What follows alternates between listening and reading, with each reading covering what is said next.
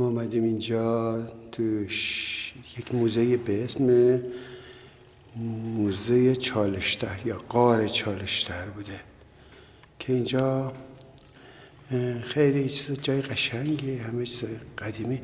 نگاه کنید داخل مثلا این کاسب بوده که اینجا بوده، ترازوشه. بعد این کسی که مشک میزنه، اون آقا کفاشه. خیلی قشنگ، خیلی جای قشنگه. آرچی که یعنی آرد درست میکرده این خانم.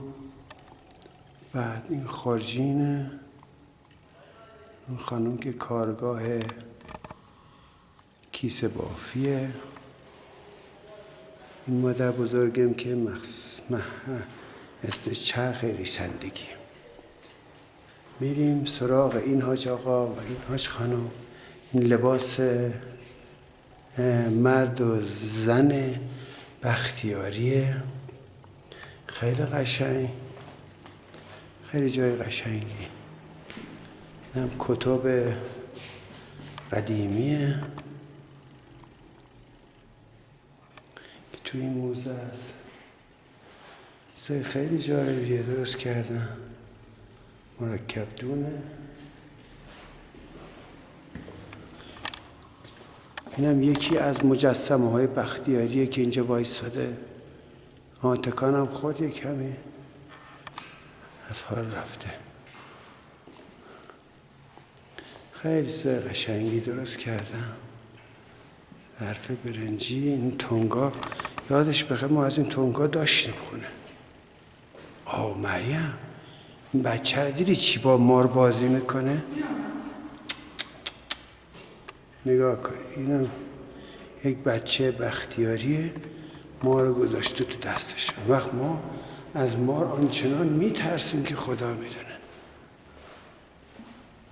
احمد خان فرزند کوچک خدا رحم خان. خیلی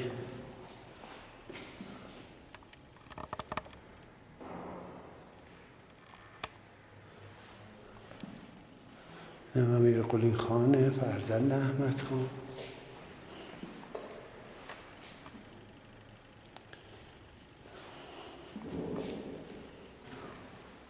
بشین اینجا. خیلی اینم مریم بود. باز من اینم دختر بختیاریه نشسته، الان تکان میخوره. ولی اتاق کرسیه.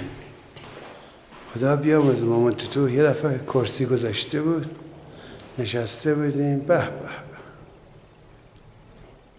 اینم از اینجا دستو داره میخواد بره لنگ حاجی رو بگیره.